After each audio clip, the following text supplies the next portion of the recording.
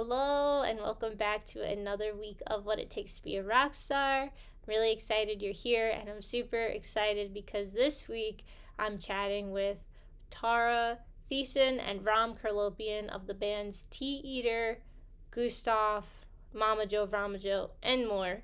And this is another episode that hits close to home because they're actually my bandmates. And Tara and I, we started playing music together back in 2017. And Vram and I, we've actually started playing music together back in like 2013. So it's been a minute. And I love these people. They're actually married, and to me, they're like the superhuman couple. And they both are a wealth of wisdom and knowledge about the music industry. They both actually went to college for music business, but they both will tell you that it was useless because they got out when times were really changing, like before Spotify, so they feel like they didn't learn that much. But I'm really grateful for them and for this episode because a lot of the groundwork that I did for starting this podcast, I ran past them, and they helped me to kind of formulate my ideas for this podcast and which direction to take. And I'm really grateful for them, and they are super open in this episode about how much it costs to tour Europe and like how they do it financially. And I'm just really grateful because I think this is going to be like really interesting and enlightening for a lot of people out there, and I couldn't have done it without them sharing it. So thank you, Tarra and Vram. And in the podcast description below, there's a link to watch this video on YouTube if you're not watching it on YouTube already. And also in the description, there's going to be links for Tarra and Vram's multiple bands and projects, and a link to a playlist that has all of the bands of the guests that have been on this show. It's a really fun playlist. I enjoy it a lot, and I think you should check it out because then you could connect the musician with the music and the stories with the music. So check that out, and there's going to be a link to Tarra and Vram's Patreon and way more down there. So check it out and enjoy the conversation. Also, I totally forgot to mention that Tea Eater's song, I'm Starting a Podcast, is the theme song of this podcast. So you've heard this band already a ton. For fun, I would love if you tell everyone who you are, what you do. Go ahead. Who's going first? I'll go first. Okay. Hello, I am Tarra Theissen, and I play in the bands Tea Eater, Gustaf, MamajoeVramajoe, and sometimes Francie Moon. Mm-hmm. Yeah. I have a different name, but I play in all the same bands. My name is Vram Kherlopian, and I play in all those bands that Tara just listed. And also, I've been making some piano music, and I just finished the second, as of January 23rd, 2025, my second piano release. And it is a photo of me shirtless, and It's hot. there's a nipple in there. There's a nipple. I have one nipple in the bottom left corner. It's my protest piece. Oh my gosh. gosh. My nipple. Free the nipple! Free the nipple, guys. Yeah, cool. Well, as everyone has heard in the introduction that I made before, Mm-hmm. these are my bandmates. Yay! Yeah. Mel plays in all those bands too, basically. Yeah, So we all play basically, together. we're gonna kitchen bitch now. Yeah, we have this thing that we do at Tarra and Vram's house. We call it Kitchen Bitchin', and I think this is where this whole podcast came from. It's just like, might as well just hit record while we do it. So yeah, we talk about the music industry a lot, and when I had this idea for the podcast, I ran all my ideas through you guys, and you were like, "Yeah, do this and do that." So I feel like you're a part of my my team over here. Dude, we're all on the team of music together. And fun Yes. fact, Vram and I both went to college and majored in music business, which is a joke. But Yeah. at it's the same basically time, but at different schools. Yeah, it was basically the teachers being like, "So, what do you guys think is going to happen?" And it's like, "Wait, really? You're asking me?" Yeah. And I then it remember was just that. like, I don't know, be in a band and do music, and like, yeah, that's a great plan. I was But like, this that's was pre-Spotify, so this is the era after Napster, and just like everything kind of imploding, and them not knowing how money was going to be made. yeah. And it was like, Yeah. oh, subscription services, and I'm personally, I feel like subscription services are a good thing in terms of like we all have to, put our $5 together. It's kind of like a giant GoFundMe in a sense, like everyone puts their $5 for the service and it gets distributed accordingly in a fair way. The only issue is it's not getting distributed fairly. Like that's the main problem. I'm all about subscribe. We got to subscribe with our $2 to $5. And subscribe to your favorite podcast, What It Takes to Yeah, Be a Rock Yeah. Star. exactly. That's what I'm saying. Yes. And subscribe to So- MamajoeVramajoe on Twitch Patreon and and Patreon. Twitch. We have Yeah. And one. Pete Eater on Sure. Bandcamp Fan Club. Sorry, Yeah. we're getting started early. We're with getting our- started early with our caffeine and our over talking. with our pitches. I think you gotta. What we do when we do our MamajoeVramajoe Twitch streams is, I pan my voice to like the left and Tara's to the right. So when we're talking over each other, if you're wearing headphones, you can take one headphone out and listen to whoever you want to. Oh my gosh. So it's like it's an active listening experience, which requires earbuds that you can take on and off. Maybe when I edit this podcast, I'll just pick one. Yeah, just pan it. Yeah, Just kidding. turn both of us on and off depending. Yeah. Oh, yeah. Can you please tell the listeners how you make your money with music? Because you too do a lot of things. I know you mentioned your Patreon, the Twitch. Can you go down the line of the things that you do to make money in music, please? Yeah, totally. So, it's been since I haven't had a non-music job in like a year and a half, but basically since the pandemic, since we all got some cash money, and that was I think the first time that a lot of musicians were like, I have more than $5,000 right now. This is crazy. So ever since that happened, Tara and I were like, we want to not go back to our like bar jobs, our service jobs. So I think the having like as fun as they were. as fun as they were, and like you get that like you're kind of like an adrenaline junkie playing for like working for tips, and it's a little more exciting than having like a set amount of money that you're gonna get every week. You're like, ooh, maybe I'll make $200 tonight or $300. So that's like it's like gambling with your time almost. So it's a little more fun. Before the pandemic, we were working at pianos, thanks to Lydia Gamble of Gustaf. Thank you, Lydia We Gamble. were doing coat check. I was also working at a pizza place, thanks to my neighbor Nicole, and I worked on an ice cream truck for a minute. And then before all that, I worked at a bowling alley. It's all good stuff. And for the last like few years, we've been really trying to, get that music income, eat via our creative output, so to speak. And I think it's just like having a diverse group of income streams, because it feels like, most musicians have that naturally. They have many small income streams, or like one medium-sized income stream and multiple small income streams. So, I mean, for the last couple of years, we paid ourselves from Gustaf. We were paying ourselves $75 a day. Now we've upped it to $150 a day per show and $75 for travel days, which is like it's simultaneously like the most amount of money I've ever gotten paid for shows. What's the ding ding? I'm hearing ding dings out there. I heard Whatever. ding I ding think too. that That's okay. I think that might be David's phone going Oh, through his that's computer. okay. Sorry for the edit, Mel. Yeah. Guys. Guys. Yeah. Just kidding. But yeah, basically we have 3 different projects with varying degrees of investments and returns. Yeah, and MamajoeVramajoe was the most profitable because of the expenses were very low, and I think that's the main thing with bands. Like you can generate a lot of money, like tens of thousands of dollars, but then it costs money to travel to places. It costs money to live outside of your house, i.e., like hotels or staying at friends and eating food and all that stuff. And once you get a bigger team, the management and booking agent are going to take a percentage of the revenue. And yeah, it's just hilariously our little internet project, MamajoeVramajoe, was our most profitable just because we're sitting at home and just, collecting tips on the internet essentially.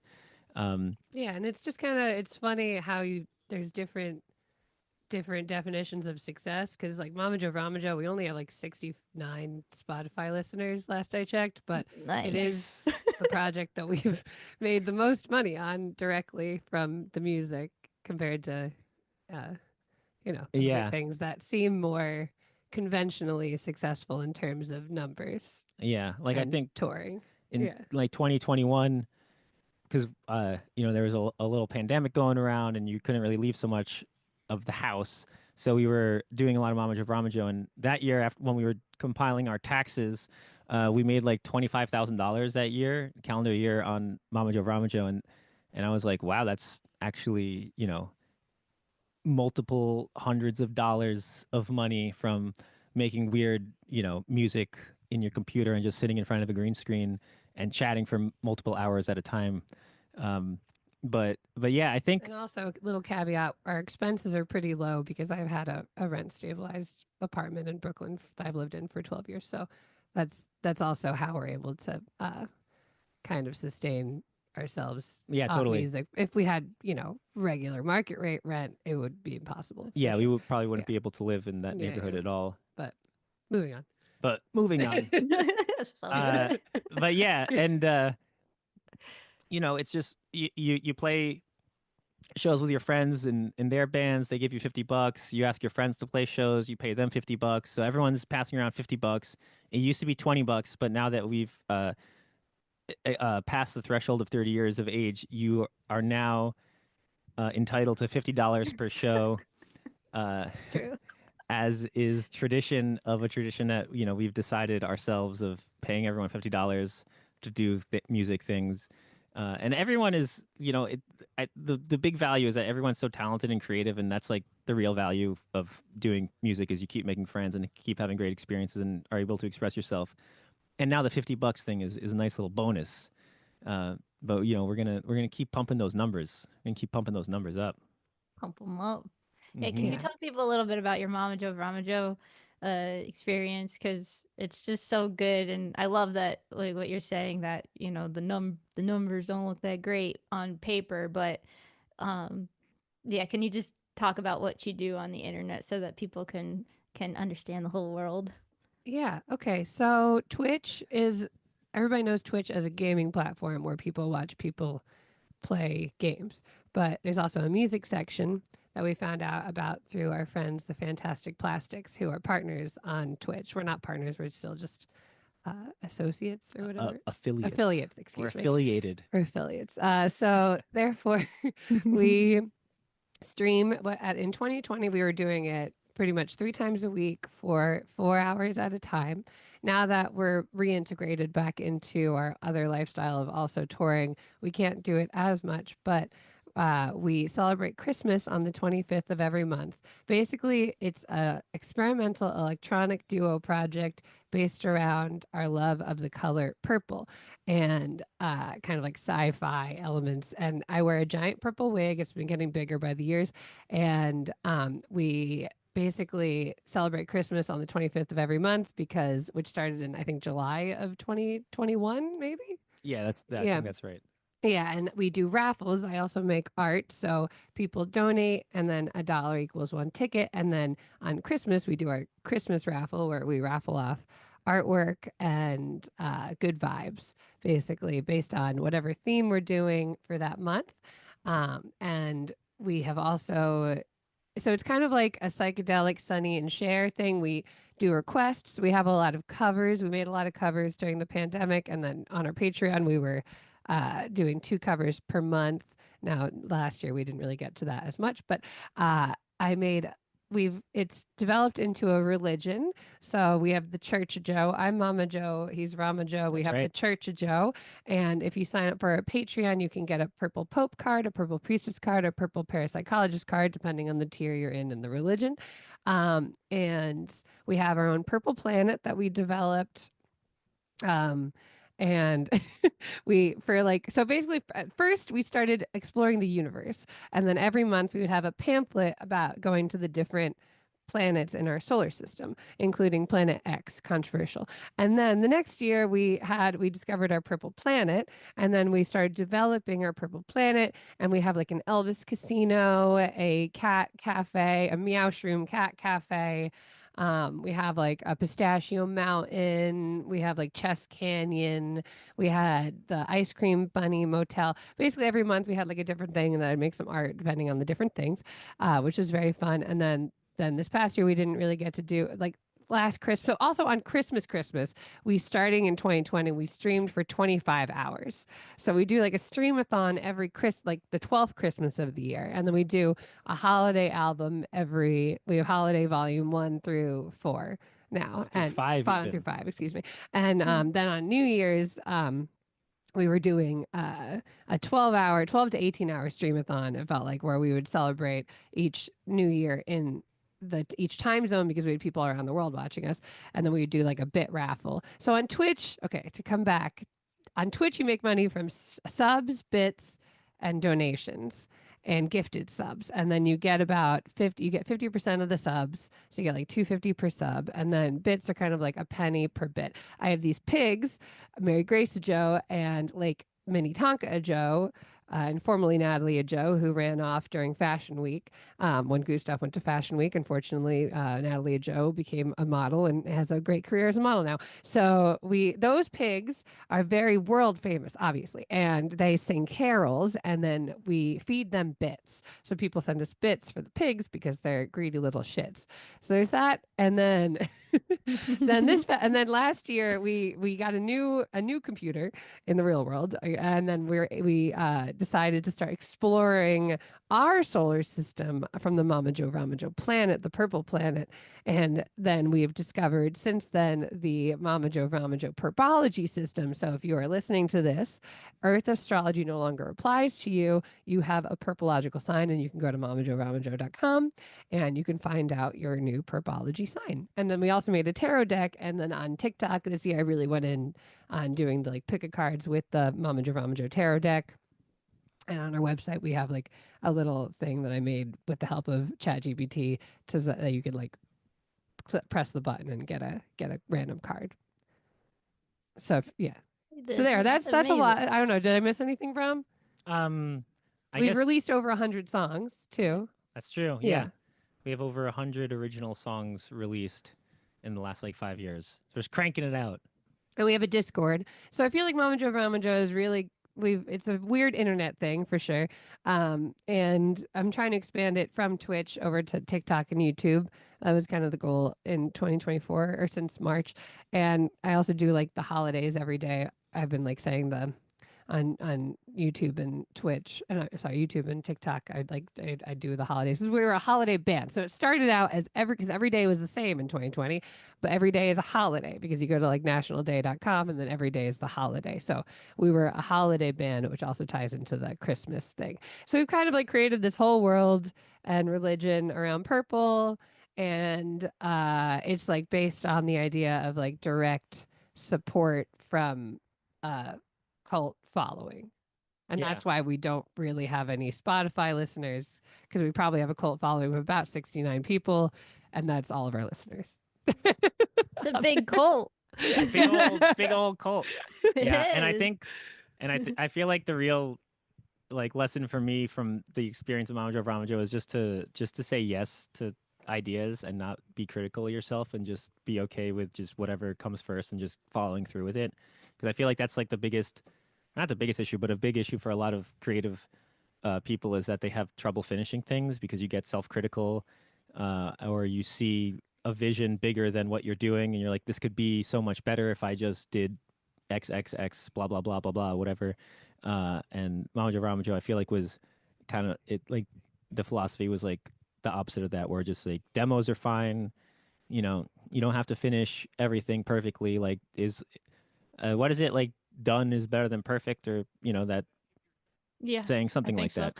Yeah. You ever hear that like clay pot story where a professor asked their students, like half the class, make like clay pots, like one side it was like make one every day, and the other and it was like make as many as you can, and then the other side he told them to just make one perfect one, and it ended up that the side that just made them every day ended up had like a bunch of perfect ones because they were practicing and just letting it happen. It's so cool. And you guys are like the most hardest working psychedelic couple out there, obviously, because you're doing We all did that stream stuff. for a record of 37 hours this past I Christmas. don't even know how you do We took a that. nap. We took, But- yeah. Took turns I took taking a nap. 4-hour nap. You took a 4-hour nap. That's one REM cycle. Yeah. You're just Oh, at it's home. all you need, yeah. All you Just one. need. A little REM. Just Yeah. one. Mm. That's awesome. Thank you for sharing. Because I wanted people to get some context of really exciting, interesting, different things that they could be doing, other than like put out one record a year or something. Like there's just so many options. You're literally raffling good vibes. Yeah. No, totally. Yeah, and it really comes down to, I guess, like, the big questions of what are you not just on this planet for, because no one knows, but like what do you enjoy doing with your time? And if it's like creating things and making things, then figuring out ways to do that, in a sustainable way for yourself that doesn't put too much pressure on yourself is really important. And I feel like having multiple projects that, I feel super lucky to have like different, like with Gustaf, I don't have to book shows or like really send email. Like it's pretty much like we've gotten to the point where we've done so much legwork ourselves that now we have like a team that does a lot of the stuff that takes up so much time, and it frees you up to do more creative things. And I mean, that's like really for me, that's always been the goal, to be able to just be creative and focus on the creative things, and to always prioritize being good at music and improving your music skills. I always think that's the most important thing that you can do. Of course, you got to be nice and be respectful and respond to people and, communicate and, all those things are given. You got to do that. But I really feel like focusing on your own creative growth is always should be the priority, if, within reason. If I don't know, that's just how I've always approached doing music. Yeah. And to quote David Lynch, R.I.P., we're in the business of catching ideas. You have to respect the idea and let the idea come to fully form. Absolutely. The ocean of consciousness that right. we all have access to. Yeah, you just gotta go fishing for ideas. Gotta go fishing. You gotta sit still, right? That's what he says. Sit still and wait for the idea, and then. Right. Well, he is a big transcendental meditation advocate. So he was meditating by meditating, meditating since the 70s, and he says he never missed a meditation. So he did it twice a day, 20 minutes a day. Wow, that's awesome. Yeah. Yeah, the David Lynch Foundation is great because they taught TM to like a lot of people with trauma, post-traumatic stress disorder, and in different schools and stuff. That's awesome. Because it's kind of an expensive thing, which is annoying, but yeah, the David Lynch Foundation made it more accessible. That's really cool.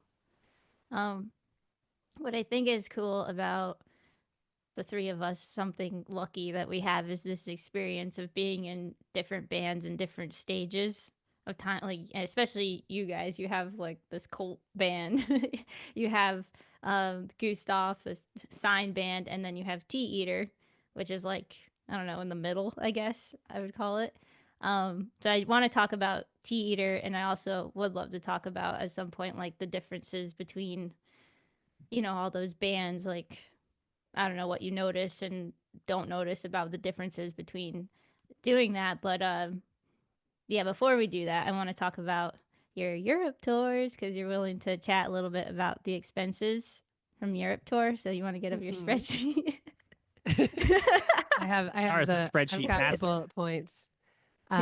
So yes, we went to Europe with Mel and her partner Ryan this past October, and we also went last year with Lindsay and Abdon, who recorded on the record that we're about to release in March.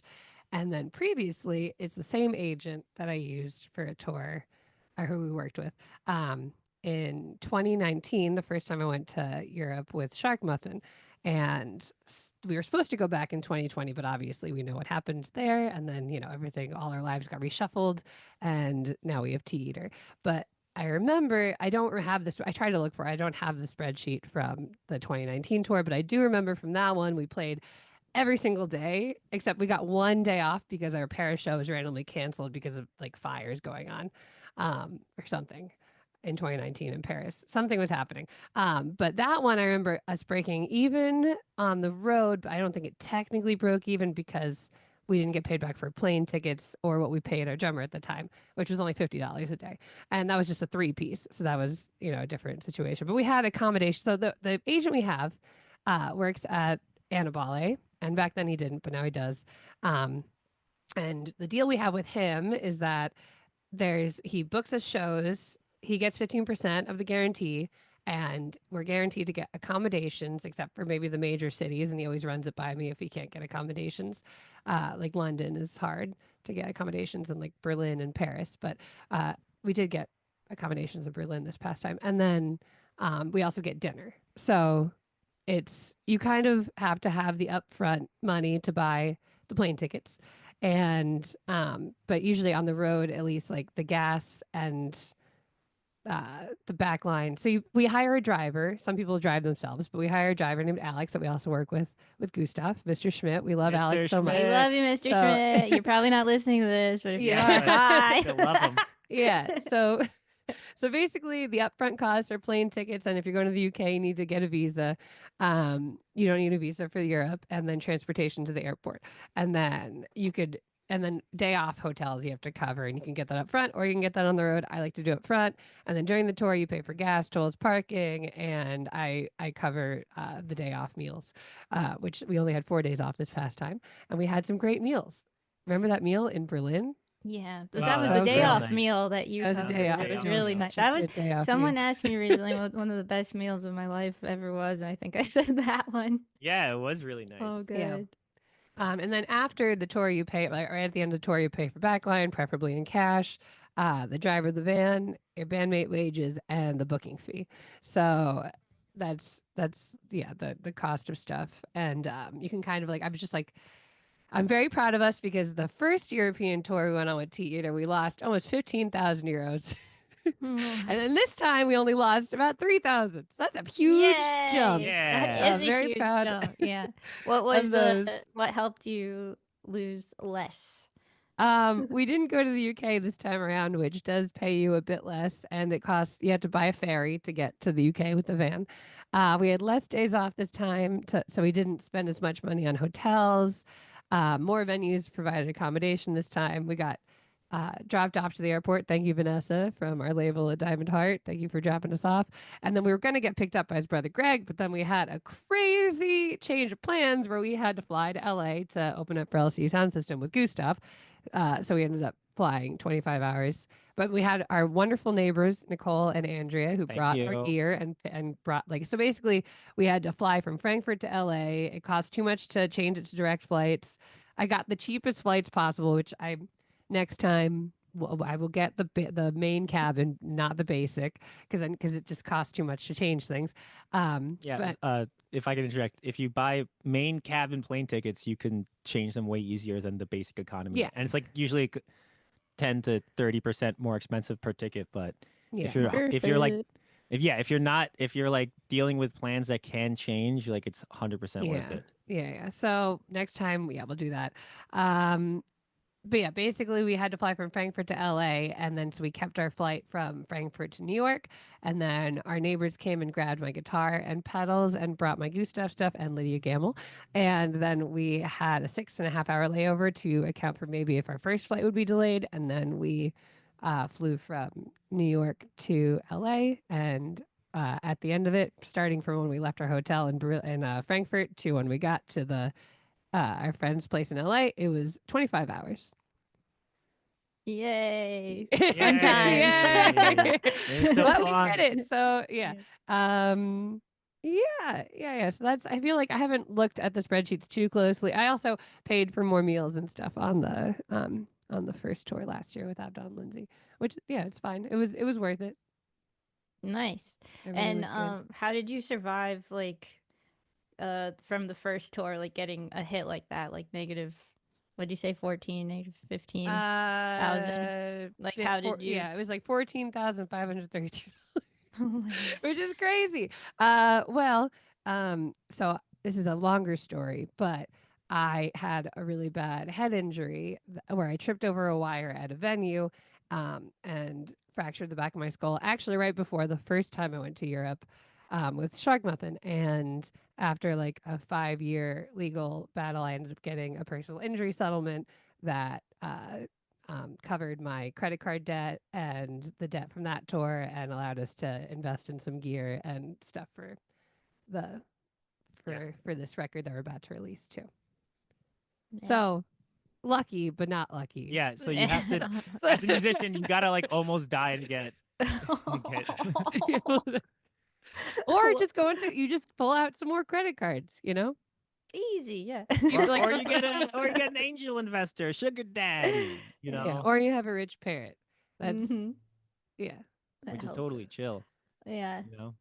Yeah, I was talking to Seth from Ghost Funk Orchestra on the second episode of this podcast, and he was saying how before tour, with all the pre-tour things that he has to pay for up front, he just maxes out all the credit cards and then crosses his fingers, and then at the end of the the tour, he'll pay stuff back.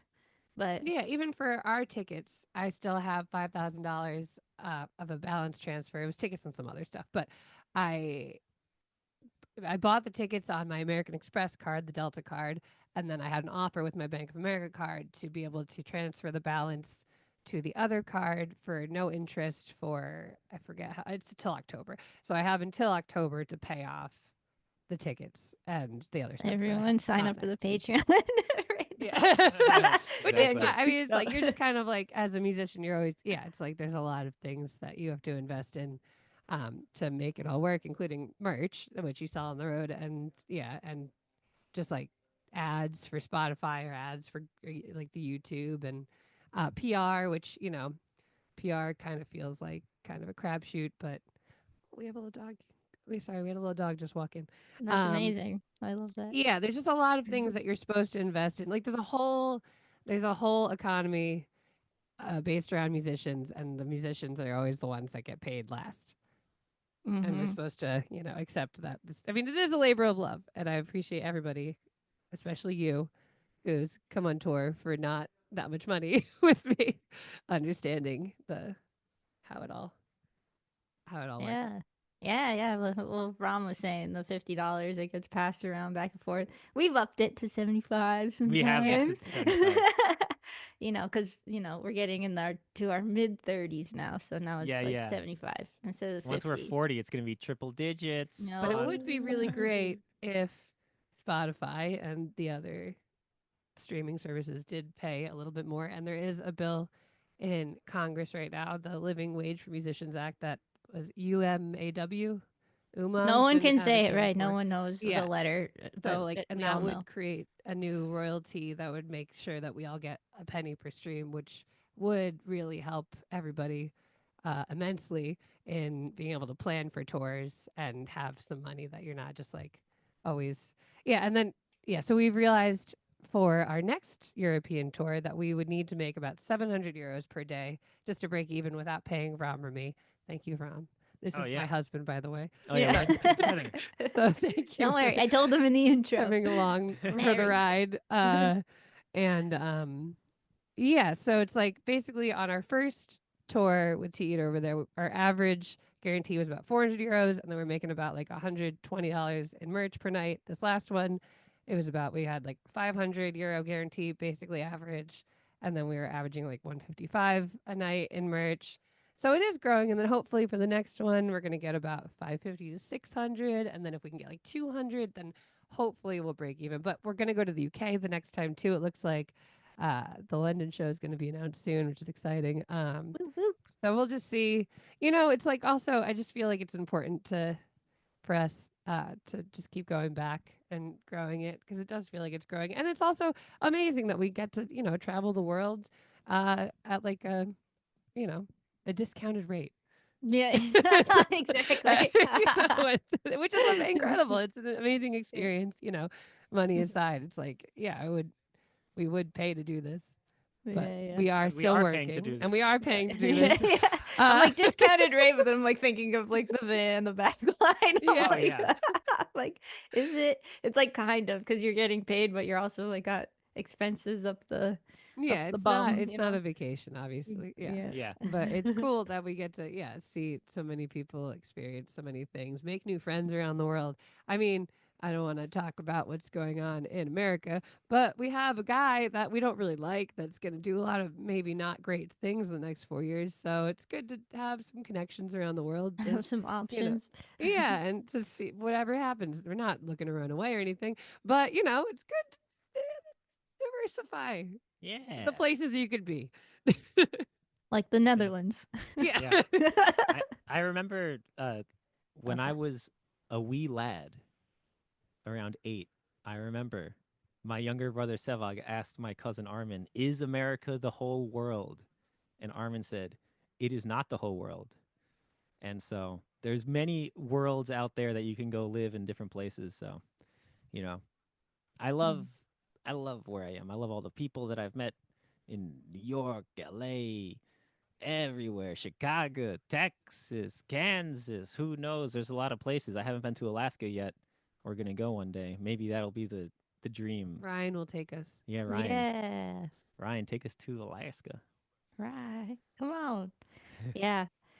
Yeah, no, it's a big world out there, and we are And lucky. New York City feels very special. It feels not like America sometimes. It feels like an island between America and Europe that we're all kind of stationed on. It's true. Yeah, it Yeah. is. Yeah, it is an island between America and Europe, like technically, right? It's just like way closer to the States. But it's there. You know what else is super special? Sorry cables! My favorite cables on the planet. I love these cables so much. If you're watching on YouTube, you see them. You see one, and it's gorgeous. It's beautiful. It's multicolored, and it is amazing. I use these cables to record my podcast. I use them when I sing. I use them when I play guitar. They're an amazing little company based out of LA, and I love their cables. It never failed me. Never failed me. So thank you, Sorry Cables, for sponsoring today's episode, and please make sure to check them out at sorrycables.com. All right, back to the conversation. So I just want to go over again. You said for this next tour coming up, you're shooting for 700 euros a day in order to cover your costs, right? Yeah. So basically, when I did the math before this last tour, I think I estimated that we would need, like 690 euros per day to break even. We were short of that, like 150 per day, and then, or I think it ended up being like 670, and then we were short like 150 per day, which is why we lost a few $1,000, which is fine. And then so for the next one, we're shooting to make 700 a day. Hopefully the guarantees will raise a little bit like they did the last time to like more like 550 to 600, and then since we have a new record, maybe we'll sell a little bit more merch and hopefully get up to like 200 a night on average with merch. Hope it's also during the summer, so the plane tickets are going to be a little bit more, and we're going back to the UK, which doesn't pay you as well as the rest of Europe. So we'll just see what happens. But, it's hard to plan for these things, and that's why we have credit cards. Yeah. Our saving grace, credit cards. Cool. Thank you so much for sharing all that. I think a lot of people are going to really appreciate hearing that, so that they know what they're getting into with music and, what it looks like. But I want to talk. I'm super. Sorry. Go I was ahead. gonna say I'm super thankful for our booking agent because he is so cool, and like we have a WhatsApp chat that is like infinitely long, and he always runs everything by me to make sure I know what the deals are and like what he can get and what the options are, and like and that's just the communication with your agent is like very important. Don't let them just like be like, this is it, and you know what I mean. It's like it's good to have the options and to know, because that's not how everybody works. And it's like I feel very lucky to have an agent that is so communicative, even like excessively sometimes. And it's just like and it's just it's good to like kind of know what's going on. Yeah, how did you and start not be working with? surprised. Yeah, how did you start working with him? Just out of curiosity, so people know how. Sarah from Boy Toy, now Suo, introduced Shark Muffin to Luca, who's at Annabelle, and then they hooked us up with Filippo, who's our agent. And Cool. That was in 2019. And then before that, Shock Muffin did 2 UK tours with a guy named Andy. And then Shock Muffin's first European tour was mainly Italy, France, and Switzerland. And now Cool. Philippe has expanded and joined Annabale, which does a lot of great bands. And yeah, so we went all the way from Italy to Norway on this past tour, which was, it's a lot. It's a lot of miles. Thank you, Mr. Schmidt, for driving us Mr. Schmidt drove the whole Donut. way.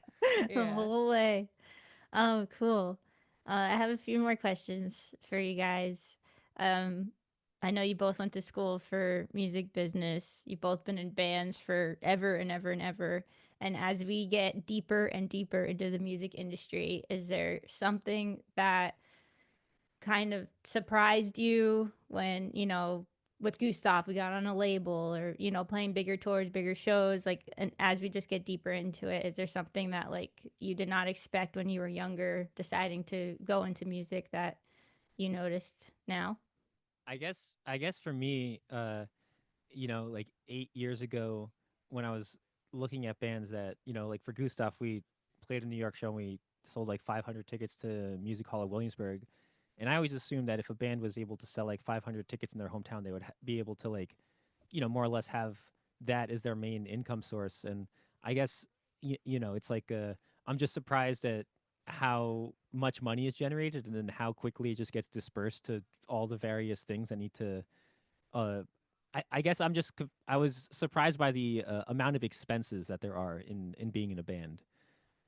Because I've been in bands basically my whole life, and it's always been like, yeah, we'll just go to the gig, we'll drive, like, oh, cool, $20 for gas money, whatever.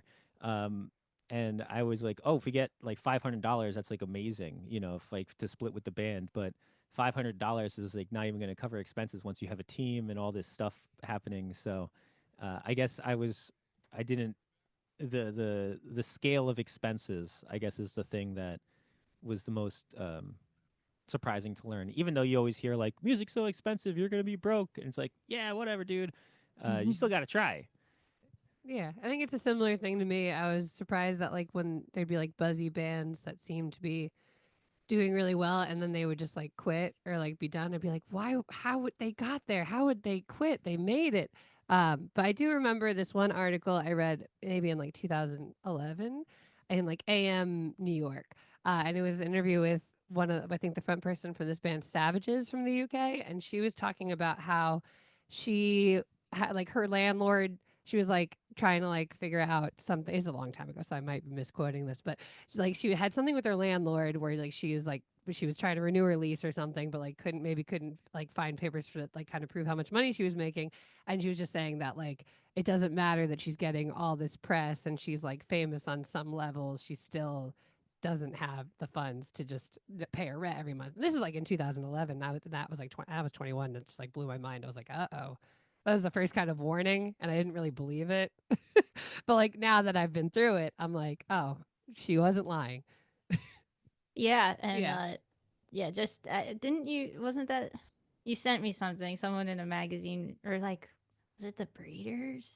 Someone sent me a clip from a magazine recently where someone was like plastered in front of all the magazines, and she didn't have the money to even buy the magazine to like. Oh, that was from Kathleen Hanna's book, Oh, Rebel okay, Girl, okay, Bikini okay. Kill. Yeah. Oh, Which Bikini is a Kill. Okay. great book. Yeah. Okay. Yeah. No, and that was also like that was the 90s, So it's like you thought that maybe in the 90s things were better because there was more money and labels were giving you more money. But then also the L7 movie, which I forget the name of, in the L7 movie, they also were saying the same thing with their drummer. They went down to like play Lollapalooza or some huge festival in South America. People were freaking out. They played in front of like tens of thousands of people, and like their drummer was still like a nanny or cleaning houses or something when she went back home. So it's just like, it's been the same shit the whole time. I do feel like things are better and you're able to get more, like I feel like with the MamajoeVramajoe thing, we've kind of proved to ourselves that like you can have a small following and sustain yourself that way through like direct fan support. But like the whole giant system around it is kind of just a facade to like, which is, and it's maybe always like, since the days of Elvis when his manager was like embezzling all his money or whatever and fucking him over too. it's just like musicians have always gotten the shit end of the stick, and we're just at least now trying to talk about it more and be more transparent with each other, so we can kind of figure out how to just be, working musicians and live the art life in a more sustainable way. Yeah. I saw someone on TikTok the other day being like, let's do it, guys. Everyone post your PR, like the whatever happened with when you bought PR, like just comment what happened, because they're like, we got to be transparent about this, because people are just dropping thousands of dollars to these random emails, all these people that just show up and they're like, hey, I could get you on 20 playlists, and then like people, they're like, yeah, here's $4,000 to get on these like fake playlists. It's sad. And I just had a phone call today with a PR person who has like a money back guarantee, and it's like, like $600. It's all on their website. It's like $600 to get like one big placement and two smaller ones. And then the person I was talking to, they were like, yeah, like just so you know, like a lot of the publications charge now. Like it's like we have to pay the publication to cover you, which is like also crazy. The state of how. Because I interned at Girly Action, which is a PR place, back in like 2011. So it's just like crazy to think how much things have changed. Because I didn't see that aspect of it. Maybe they were also paying to get placements then too. But yeah, it seems like more of a taboo thing that's just kind of like, well, it's just pay to play kind of now. I see podcasters charging guests to come on the show. Oh, I got an email. Yeah, I got an email with somebody. Yeah, saying like it's like $50 to be on my podcast. I just didn't respond. I was like, yeah. Well, I didn't even know until I was talking with Steve from Sorry Cables, who sponsors this podcast. But when I talked to him on the phone about our whole deal, he was telling me about people buying onto tours, which I didn't even know existed. Oh yeah, like $50,000 to open for whoever. Yeah. Like it's just wild to me that yeah, that's a thing. But I don't know. I guess if people have that money and they want to do it, they can do it. And that's why we need a union. Yeah, because it's like it's like it is work what we're doing, and then if there's people that are gonna like pay to go to work, then they don't have to pay you. You know what I mean? Just like how remember like Gustaf, for example, we got paid really well to play like a small festival that our friend put on in Jacksonville, Florida, but then Bonnaroo paid us like a fraction of that because they can't, because they know somebody else will do it. We slept on the floor the night we played Bonnaroo. Yeah. And everyone was giving us congratulation messages and all this stuff. And we were like, yo, you have no idea. No idea. I mean, that was like we got paid $500 by Bonnaroo, no flights, no housing, no transportation. So we ended up losing like $3,000-$4,000 to play Bonnaroo. And you're like, those are the kind of things that you don't realize are happening. Until it happens to you, or a musician friend tells you. And caveat, we are very grateful. We're so happy we did that. We knew what we were going. We were getting into. We agreed, and we'll do it again. We made it work. Yeah. But like, it is just how the structure of the industry is fucked up. Yeah, it's like you do that for your resume, and it's similar with PR, where if PR was actually to get you fans, there would be an audience, and they would blogs or publications wouldn't need to charge you to publish in them. They would have enough of an audience that they would have advertising revenue that would pay their bills. And but it's not that case anymore. And now it just feels like PR is just to like brag on social media. But more importantly, it's like an industry. It's like rich guys wearing like a really fancy watch and be like, oh, that's a really nice watch. It's kind of like, oh, you got in blah blah blah. That's good for your booking agent to now pitch. And it's another like resume thing that just costs money. And to go back to your question about like what surprised you about music, I think this is something that didn't surprise me, is that how much of it is just all clout and resume building, and you got to pay a lot. Climbing the ladder. Yeah, climbing the ladder. Like that was something I anticipated was going to happen, and it's just interesting seeing the ways that it manifests, where how you have to just pay money for things that seemingly you shouldn't have to pay money for. Yeah, and then at the end of the day, we're supposed to be punk bands, and we're supposed to be against that whole system too, in a way. So it's like trying to maintain integrity in a system that is structured like the systems that you're trying to dismantle in a way by just existing as somebody that doesn't, have a day job. It's it's tough, but it's all got to keep our eye on the spirit of rock and roll and bringing it to the people. And because I feel like it's very important that people get together in small spaces and have the experience that music gives them to make them feel okay as just being themselves and who they are and For all sure.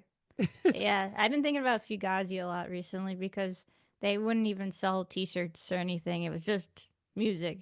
That was the only thing, and I'm like, that's bold because Yeah, musicians that is these days, bold. if you don't have a T-shirt or like a hat or a whatever to sell, socks or tote bag, like you're screwing yourself basically. But they were so like, we're just a rock band, so we're just gonna sell music. We're not a T-shirt company. But Yeah, I But mean, if you could And they were do. very political. I feel like there's no like popular political band like that nowadays. But yeah, I don't think so. but also what is popular these days anymore. I mean, I guess it's like it's just such a different things are with the internet have been Yeah, it's so spread out. homogenized in different ways. Yeah. Oh, cool. Well, thank you for sharing all that. The last thing I want to ask you to tell me about is your record coming out in March, the theater record. Tell the Yes. listeners what to expect from this amazing So record. we have a record. It's called I Don't Believe in Bad Luck, and it's coming out on March 28th, 2025. And this is the day after my birthday and Abdon's birthday, who played drums on the record. And I'm very excited about it because I'm also making a tarot deck to coincide with the record, which Mel has a card in. Mel is the basically the king of swords, which in my deck is the uh, strings of bugs, bug strings. Yeah. You are bug strings. Mel. So Cool. I could talk all day about the tarot deck, so we don't have to completely get into it right now. But I'll it's link gonna it have a in the tarot deck. description Yeah, you'll below. Yeah, you have to buy one. I'm only gonna make as many as are pre-ordered. I haven't dropped the pre-order link or anything. We just ordered the vinyl. I'm only making 100 vinyl it's gonna be blue vinyl. The label in the middle is gonna be a waffle, which is exciting. The only song out from the record right now is the waffle song, but Little White Dog in a Gated Community, which is about being a little white dog, being reincarnated as a little white dog in a gated community, is going to come out on February 14th. And then we got another single coming out early March, which is exciting. And yeah, I don't believe in bad luck. And you shouldn't Awesome. either. Gotta make your own luck, right? And then also, Bossa Joe is back. A MamajoeVramajoe release That's is correct. also coming out on the DL. Can you tell them about that? Yeah, so that's March 27th, 2025. Bossa Joe is back. The last MamajoeVramajoe release, we did a Christmas, a few Christmas songs, of course, and then we always do like a electronic song, 5 electronic songs in November. But before that was June 28th, which was my birthday. Mama Joe made a record called Reverse Birth, which Reverse birth. was released on my birthday. Songs that Mama Joe primarily had written, and now there are songs that I have primarily written. Bossa Joe's back, coming out on Mama Joe's birthday. Yes. So Is it Bossa Nova or just Bossa Joe? Like I'm the it's boss. she's the boss. I'm the boss. She's the boss. Well, that's Yeah. really exciting. You guys always have a lot of cakes cooking in the oven, and I And appreciate. we are also, speaking of cakes, we are currently mixing our third record out here in LA, which will be called Cake Stealer. We Third have record? Mel, Wait. Third yeah. record. And Mel, your Okay. whistling and your guitar playing is on that record. Yes. Oh We yeah. were going through We're your going through whistle the cakes. last night. Sounds great, Mel. Yes. Amazing Thank you. whistling, great epic guitar Yeah. playing.